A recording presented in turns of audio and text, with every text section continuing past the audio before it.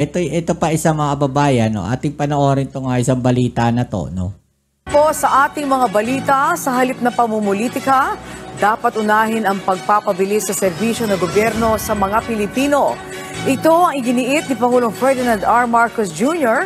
sa unang episode ng BBM Podcast kung saan inilatag din ito ang mga gagawin ng pamahalaan para mas maramdaman ng taong bayan ang resulta ng mga proyekto at programa ng pamahalaan. Si Clazel Pardilla sa sentro ng balita. Actually, maganda tong ganito, no? Kung meron siyang podcast, mga babae, para siya nagre-report direct, no, sa sambayan ng Pilipino. No, maganda yan. Yun naisip niya na to ng ating Pangulong Bongbong Marcos. Especially, no, kung merong may mga ganyang mga, ano tawag natin dito, mga topic, no, na kailangang pag-usapan. Let's say yun sa West Philippine Sea, mga proyekto sa yung mga proyekto na yan sa sakahan, sa agriculture, mga babayan, 'di ba, sa fisheries, 'di ba? Maganda yan. Yung napapag-usapan po yung mga ganyan. Tapos na yung eleksyon, tama na yung politika. Tama na yung politika. Maggawin na natin lahat ng kailangan gawin. Isantabi na ang politika. Iyan ang panawagan ni Pangulong Ferdinand R. Marcos Jr. ilang araw matapos ang eleksyon.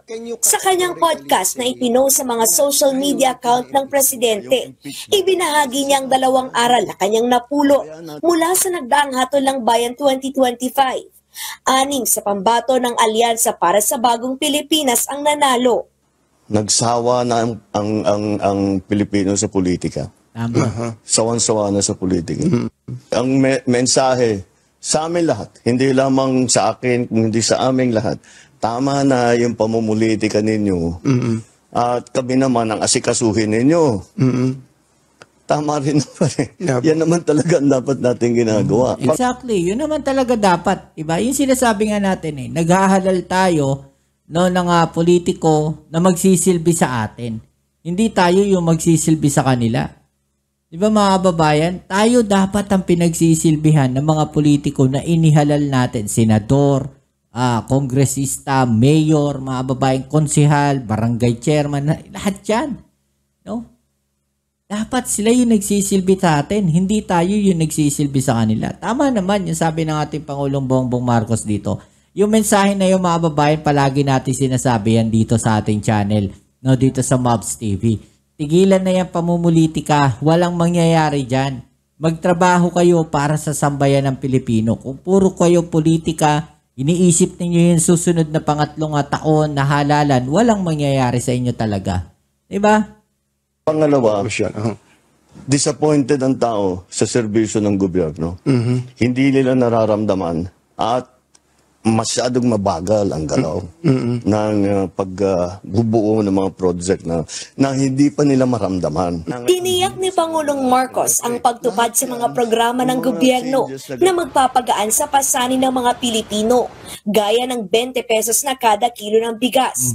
3 taon bago tuluyang natupad ang murang bigas. Walang shortcut sa programa ng pamahalaan. Kinailangan munang tutukan ng gobyerno ang pagpapataas ng produksyon ng palay, tugisin ang mga smuggler na nananamantala sa supply at presyo ng pagkain. Diba?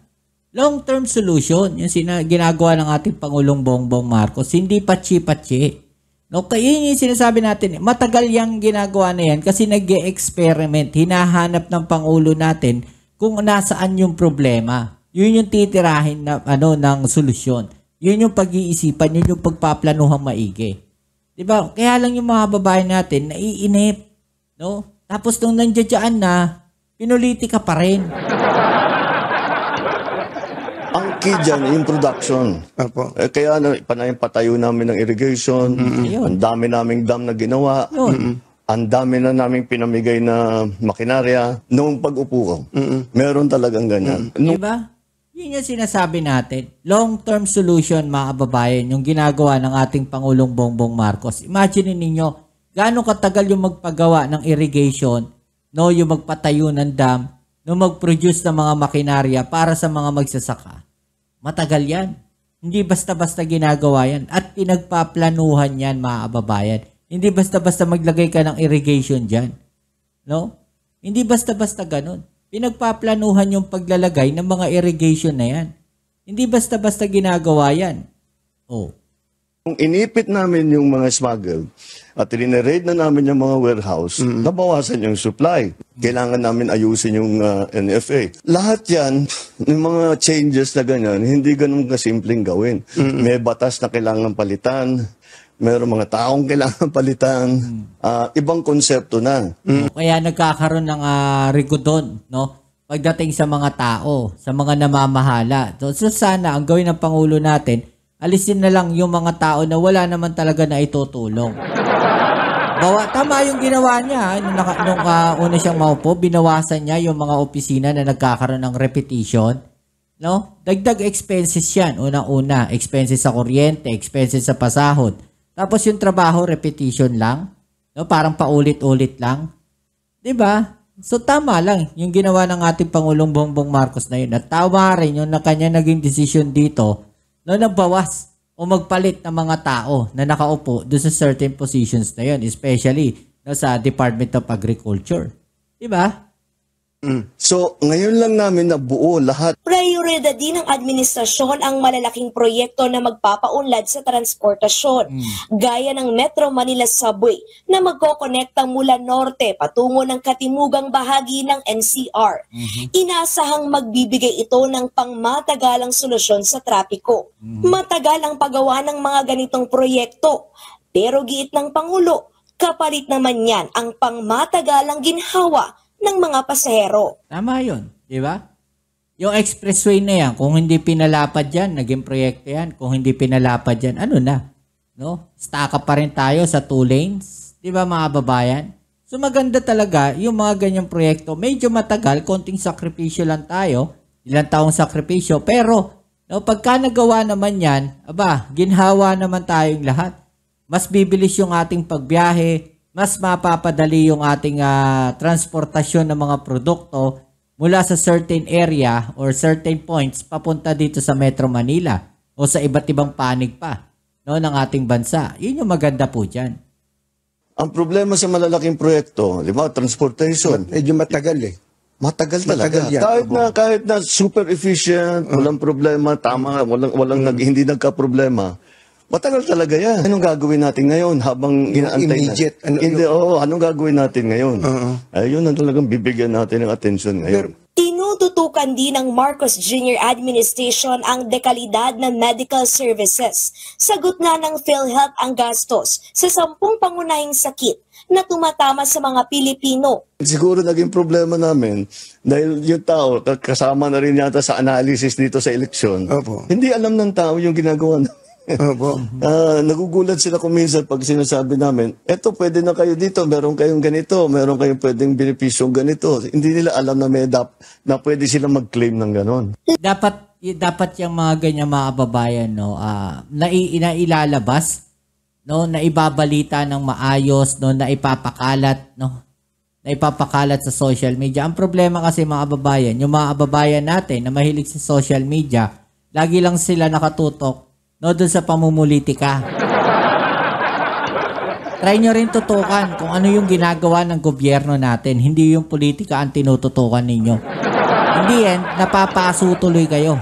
No, kasi sasabihin ninyo, walang ginagawa yung gobyerno, walang ginagawa yung Pangulong Bongbong Marcos. No, tapos pagka nilalabas na nila yung proyekto na yun, sasabihin nyo, politika yan. Kasi ganito, kasi nangangampanya na yan para sa 2028 election. Pero kung titignan niyo maigi, yung ginagawa na yun, lahat yun ay para sa atin. No, lahat yun ay para sa sambayan ng Pilipino. Kaya kung iisipin ninyo lahat ng ginagawa ng Pangulo natin ay pamumulitika, wala talaga tayong asenso dahil hindi niyo nakikita kung ano yung totoong ginagawa ng ating Pangulong Bongbong Marcos. Lahat ng Pilipino ay dapat nasa listahan ng gobyerno na makatanggap ng medikal na serbisyo. Kaya mahalaga ang digitalization sa PhilHealth. Inilalapit na rin ang mga healthcare centers sa mga malalayong lugar. Bukod sa bagong Pilipinas Servicio Fair at Lab for All ni First Lady Liza Arneta Marcos, merong bagong urgent care and ambulatory services kung saan maaring magpa-laboratorio at magpa-opera. Yun ang Bukas center, 24/7 yan, di nagsasara. At yan, yung mga simpleng bagay, para hindi na kailangan pumunta sa malalaking ospital. Hindi lang sa kalusugan sigurista ang pamahalaan, kailangan din panatag ang kaligtasan. Siniguro ng administrasyon ang seguridad at kaligtasan ng publiko sa pamamagitan ng pinaigting na police visibility. Inatasan ang mga pulis na rumisponde sa loob lamang ng 5 minuto. Yung sa Yun talaga dapat, no? Yung police visibility. Yan yung dapat na nakikita natin. Sabi ko nga doon, no, sa nakaraang vlog natin, ang sinasabi ko doon mga babayan, sana maibalik. No? Naalala ninyo during pandemic, di ba daming checkpoints? Talagang nandun yung police visibility. Diba? Kung meron tayong police visibility, matatakot yung mga gumagawa ng masasama na yan. No? Yun yung dapat. No? Yun yung dapat na ibalik. grassroots level. Yeah po. Na kung inaalala ng tao, sinasabi, nagkabalikan dito, asikasuhin natin. Wag na sige, tuloy natin yung malalaking drug bust. Tuloy natin yung mga, ikukulong natin yung mga sangkot dyan sa drugs. Maraming mga hamong kinaharap. Tiniyak ni Pangulong Marcos ang determinasyon ng gobyerno. Well, asahan nila na tayo naman, kahit nasa matataas na posisyon, asahan nila, lagi kaming nakikinig. Lagi kaming nakikinig sa kanilang hinain, sa kanilang nagiging problema. At tinahanapan natin ng long-term solutions. At ngayon, talagang ipamadaliin na namin yung immediate solutions na pwedeng gawin kaagad. At yun ang mararamdaman ng taong bayan mula ngayon. Ayan, pag-uusapan natin ngayon mga babayan, ito pong viral na mensahe ng ating Pangulong Bongbong Marcos mga kababayan. No, na kung saan, no, talaga namang gustong-gusto po niya, no, na maayos na po, no, ang pagpapatakbo ng ating gobyerno, no, kumbaga gusto niya dire-diretso na. No, yung ginagawa natin. No, ano nga ba yung mensahe niya yan? Mga babayan, yung kanyang sinasabi. Itigil na natin, no, yung pamumulitika at willing siya sa mga reconciliation, no, diyan sa mga sinasabing mga nakakaaway po niya. Especially, no, itong pamilya Duterte, mga babayan. Kayo po ba? No, willing kayo, no, ng reconciliation na sinasabi ng ating Pangulong Bongbong Marcos, no? Pabor po ba kayo dyan? No, dito po sa mga pamilya Duterte at sa iba pa, no? Sa iba pa na mga politiko, di ba? Na talaga ng mga bumabanat din, no, sa ating Pangulong Bongbong Marcos. Well, kung ako honestly, ako ang tatanungin ninyo, no? Sa akin, okay na okay po 'yan, no? Kung sa ikagaganda at ikauunlad, ika-aasenso, at kumpara sa taong bayan, mga kababayan, okay na okay po yan. No, dahil nakikita natin yung Pangulong Bongbong Marcos natin ay sadyang napakabait po. No, napakabait niya, mga kababayan. Kaya nagtataka ako, no, na lahat na lang nangyayari ngayon, no, itinuturo, no, nakagagawan daw ng ating Pangulong Bongbong Marcos na para bagang hindi ko maintindihan. No? Okay, so yan ang ating alamin at pag-uusapan. Pero syempre bago ang lahat, please don't forget to subscribe, like, share, at comment dyan sa comment section. Alright? Okay, so alamin natin itong balita na to at atin itong pag-usapan mga kababayan. At syempre, pa-comment nyo po sa ibaba ang inyong mga opinion. Alright? Let's go. Sinabi ni Pangulong Ferdinand R. Marcos Jr. na handa siyang magipagkasundo at isang tabi habang hindi pagkakaunawaan para mapaigting ang pagtutulungan tungo sa inaasam na kaunlaran ng bansa. Nagbabalik si Clazel Pardilla sa sentro ng balita. Diba, nakikita ninyo yung willingness ng ating Pangulong Bongbong Marcos. No? Sabi nga niya, tapos na ang halalan, balik na tayo sa trabaho. No? Isipin na uli natin yung trabaho natin para sa ikauunlad ng ating bansa. No, para sa mga Pilipino, hindi yung tapos na yung halalan pero nakafocus na kayo 3 years ahead para po sa 2028 election. Okay? Sinasabi niya isang tabi na. Kumbaga, ano na tayo, no, magtrabaho na tayo kasi konti na lang yung panahon Actually, napakaiksi po talaga ng panahon, no? 6 years, napakabilis lang lilipas niyan, mga kababayan. No, kaya naman ng ating Pangulong Bongbong Marcos, no, patuloy sa kanyang pagtatrabaho. Actually, nakikita natin, no, doon sa bigas. 'Di ba? Yung sinasabi nila na nangyari diyan sa bigas na 'yan, no. Maano lang tayo ng konti. No, umpisa pa lang, no, nung inirelease yung proyekto na 'yan, yung 20 pesos na bigas na 'yan, mga kababayan, siniraan nila. No, sinasabi nila na panghayop daw yung bigas na ibebenta na 'yan. Pero ngayon, lumalabas na magandang klase, no, yung ibinebenta na bigas na 'yan, mga kababayan. So bago na naman, no, yung kanilang tirada, hindi raw aabot yan hanggang December, 'di ba? So tignan natin kasi medyo malayo pa naman eh. Pero bakit nga ba natagalan, no, yung proyekto na 'yan?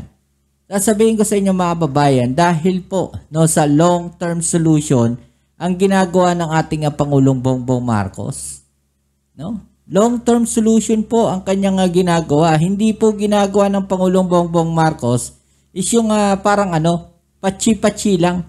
No, masolusyonan lang ng konti, okay na yan.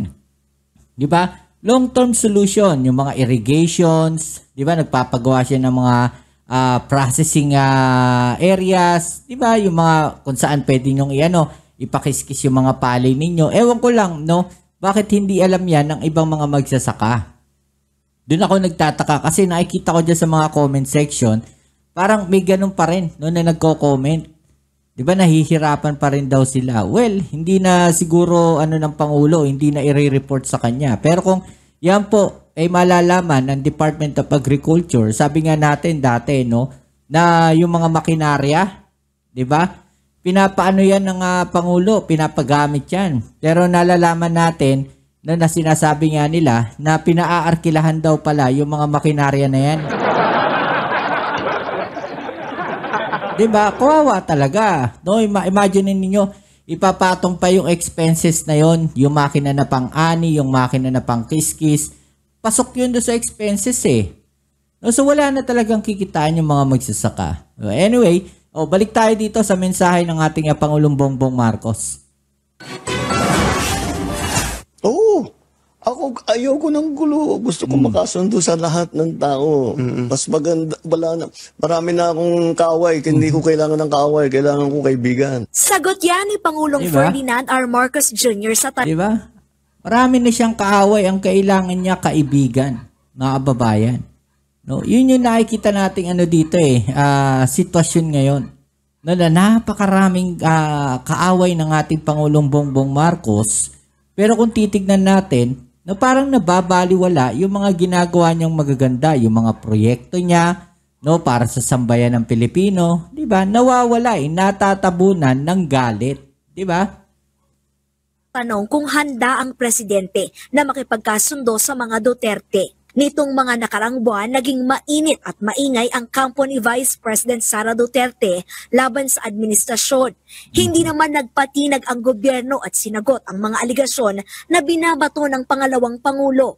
Pero si Pangulong Marcos handaan niyang makipagkasundo para masiguro ang katatagan ng bansa at makapaghatid ng mabilis at epektibong mga programa. Diba?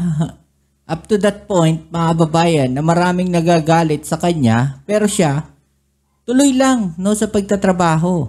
No, tumulong siya nung nakaraan, no, sa kampanya ng alyansa. After nun, balik uli siya sa trabaho, mga kababayan. Pero yung iba parang nakalutang pa rin. No? Puro pamumulitika pa rin yung kanilang ginagawa. Kaya ito yung panawagan ng ating Pangulong Bongbong Marcos na naisantabi nyo na yan. No, magtrabaho na tayo. Diba?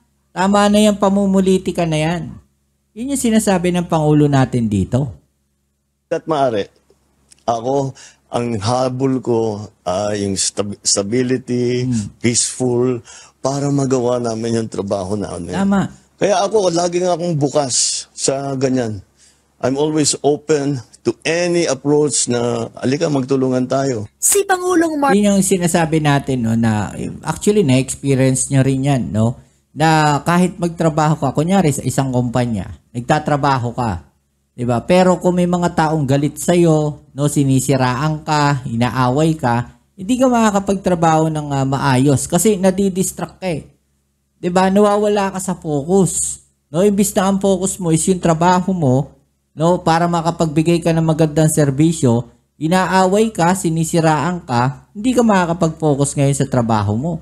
Kasi kailangan mo ring isipin nakaka-apekto sa'yo, no, yung ginagawa na yon. Kaya yun yung gusto mangyari ng Pangulo natin. Tigilan nyo na yan, no, yung pamumulitika, para magtuloy-tuloy na tayo, no, sa ginagawa natin. Magtuloy-tuloy na tayo magbigay ng serbisyo sa sambayan ng Pilipino. Hindi yung puro tayo paninira.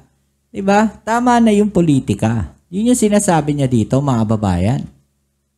Marcos at VP Sara tandem noon sa ilalim ng Uniteam Coalition. Kapwa landslide victory ang dalawa noong 2022 elections.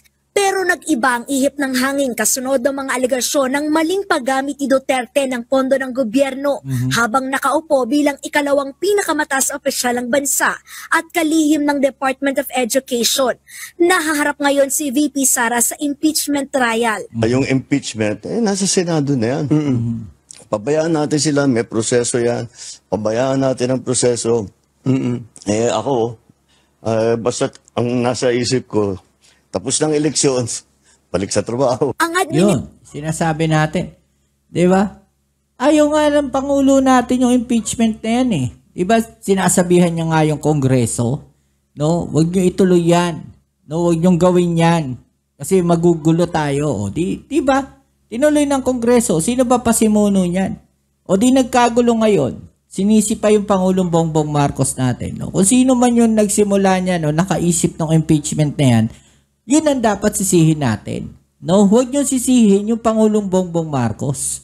No, kung sino man yung nag-proceed ng impeachment na yan, yun ang inyong batikusin. Sino ba nag-file? No, sino yung nagkalap ng mga pirma niyan? No, ang masama kasi diyan, mga babayan, hindi naman yung Pangulo natin no ang kumilos eh. Sa nakikita ko diyan, no, yung mga tao na nandiyan sa Kongreso nung time na yon na nag-file. Sila yung parang merong paghihigante. No, aminin natin. Tignan natin maigi. 'Di ba? Parang sila yung may paghihigante dito kay Vice President Sara Duterte dahil kung babalikan natin no maigi yung history, sila yung mga binira talaga no ng dating Pangulong Duterte at ngayon nakahanap sila ng pagkakataon no bumabawi sila ngayon. 'Di ba? Nagkataon na hindi sila nanalo. So, paano na yan? Diba?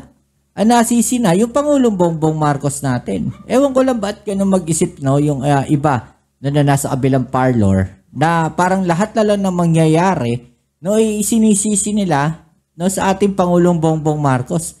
Hindi nyo na pwedeng sabihin yun na pinaghahandaan niya 2028 Bakit? Nanalo na siya Hindi naman na siya pwedeng tumakbo ng presidente sa 2028 yung Pangulong Bongbong Marcos. Diba nag-iisip ba kayo? Diba? Pag-isipan ninyo maigi. O kung sino man yung susunod dyan na uupo, labas na yung Pangulo natin dyan. No, ang importante, mga babayan, no nagawa ng Pangulo natin yung kanyang mga visions, no, yung mga mission niya. Kumbaga, ito yung gusto kong mangyari sa ating bansa. No, nagagawa niya. Kaya lang ang problema, nagulo nga dahil diyan sa impeachment na yan. Diba? At ngayon, sinasabi niya, hayaan na natin sa Senado yan, magtrabaho na tayo. Diba? Yun yung maganda dyan. Administrasyon ni Pangulong Marcos ang sinisisi ni VP Sara diba? sa pagkakakulong ng kanyang ama at dating Pangulong Rodrigo Duterte. Diba? Sinisisi nila yung Pangulong Bongbong Marcos. Sino ba nag-file ng kaso sa ICC, mga kababayan? Diba? Isipin ninyo, yun yung tanong ko dyan Sino nag-file ng kaso sa ICC? Pangulong Bongbong Marcos ba? Hindi naman, diba? Pero siya pa rin yung sinisisi. Diba? Meron silang target, mga babae, sa nakikita ko dyan. No? Parang gusto nilang patalsikin yung Pangulong Bongbong Marcos para makaupo na sila. No, yun lang naman yung nakikita nating isang pwedeng rason, mga babayan, dahil nangyari na yan sa mga nakaraang administrasyon. No, yung palagi ko sinasabi, kay ERAP, nangyari na yan. No, sa dating Pangulong Ferdinand Marcos Sr., nangyari na yan. Diba? So, uulitin pa ba natin yung history, mga babayan? Uulitin pa ba natin yung ganong senaryo? Tapos, in the end, Kahit na nangyari yun, nagpalit ng administrasyon, ganun pa rin. No? Lugmok pa rin yung bansa natin. Bagsak pa rin yung Pilipinas. Di ba? Walang pagbabago. Kahit ilang people power pa ang gawin ninyo, kung walang pagbabago, walang asenso ang bansa natin. Tandaan ninyo yan, mga kababayan. Na naharap sa crimes against humanity sa International Criminal Court dahil sa alegasyong extrajudicial killings noong siya pa ang presidente at nakaupo bilang alkalde ng Davao City. Pero ilang beses nang nilinaw ng Malacanang na walang kinalaman si Pangulong Marcos at sumunod lamang ang Pilipinas sa obligasyon nito sa Interpol. Ayon kay Palace Press Officer Claire Castro, malinaw ang pahayag ng presidente. Sinaktan man o may pagkakamaling nagawa sa presidente, magkakaiba man ng pananaw o political policy ng isang tao. Kumbaga, kung nasaktan man siya, sinaktan man siya, hindi niya iindahin yon bilang ama. Handa siyang magpatawad, handa siyang magsakripisyo, handa niyang harapin ang lahat. Yan po yung sabi dyan, mga babayan. Handa ang Pangulo na magpatawad bilang ama ng bansa. Naniniwalang palasyo na mabibigyan daan ang pagkakasundo kung bukas din ang kabilang kampo. Sa ngayon, ang tanging pananaw ni Pangulong Marcos, gagawin ang lahat para sa bayan at mga Pilipino. Yun dapat, diba? Yun naman talaga dapat.